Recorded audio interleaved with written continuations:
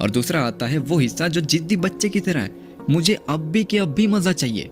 मेरी इस बात को समझो कि जब तुम फोन उठाते हो तो तुम्हारा ब्रेन को मिलता है चीप डोपामिन, जस्ट लाइक सस्ता नशा। रील्स, शॉर्ट्स, मीम ये सब ब्रेन के लिए ना कैंडी की तरह है। लेकिन जब तुम बुक उठाते हो तो ब्रेन को दर्द होता है, तकलीफ होती है। यानी कि ऑप्शन ए या तो अभी मजा लो, फोन चलाओ, या फिर ऑप्शन बी या तो फिर तुम अभी स्टडी करो या फिर जिंदगी को झंड होने दो। लेकिन रियलिटी ये है कि ब्रेन हमेशा ऑप्शन ए को चुनता है, क्योंकि ब्रेन को फ्यूचर यूज से कोई प्यार नहीं, बल्कि उसको प्रेजेंट में तुम्हें खुश रखने से मतलब है। देखो, तुम्हें लगता है कि कल पक्का करूंगा, ये सबसे बड़ा स्कैम है जो तुम खुद को बेचते हो, क्योंकि जब कल आता है तो वो कल आज बनकर रह जाता है और तुम्हारा ब्रेन फिर से वही सस्ता डोपामिन रिलीज कर देता है। कहने का सीधा साधा मतलब यह है कि तुम लेजी नहीं हो, बल्कि तुम केमिकली एडिक्ट हो कंफर्ट के। चलो तुम्हें एक कहानी सुनाता हूँ और इस कहानी को जरा ध्यान से सुनना, शायद ये कहानी तुम्हारी ही हो।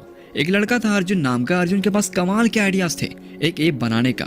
वह हर रात को सोता था ये सोचकर बस रिसर्च पूरी हो जाए फिर स्टार्ट करूंगा, बस नया लैपटॉप ले लूं फिर कोडिंग कर लूंगा, बस थोड़ा सा और सीख लूं ताकि फेल ना हो जाऊं। कहने का मतलब ये कि अर्जुन अपने ब्रेन को रोज प्रोटेक्ट करता था। ब्रेन बोलता था रुक जा अर्जुन, अभी तू रेडी नहीं है, अगर फेल हो गया तो लोग क्या कहेंगे, थोड़ा सा और वेट कर ले। अर्जुन ने वेट किया 1 साल, 2 साल, 3 साल, लिटरली ऐसे ऐसे करते करते 5 साल निकल गए। और आफ्टर 5 ईयर एक दिन अर्जुन मार्केट में था। उसने देखा कि सेम ऐप किसी और ने लॉन्च कर दिया है। वो ऐप बनाने वाला लड़का अर्जुन से आधा टैलेंटेड था। उसके पास रिसोर्सेज भी कम थे, लेकिन उसके पास एक चीज थी जो कि अर्जुन के पास कभी भी ना हो सकी, और उसका नाम है एक्शन। और उस दिन अर्जुन को रियलाइज हुआ कि उसने फेल होने के डर से कभी स्टार्ट नहीं किया, और बिना स्टार्ट किए हार मानना फेलियर से भी ज्यादा बेकार है।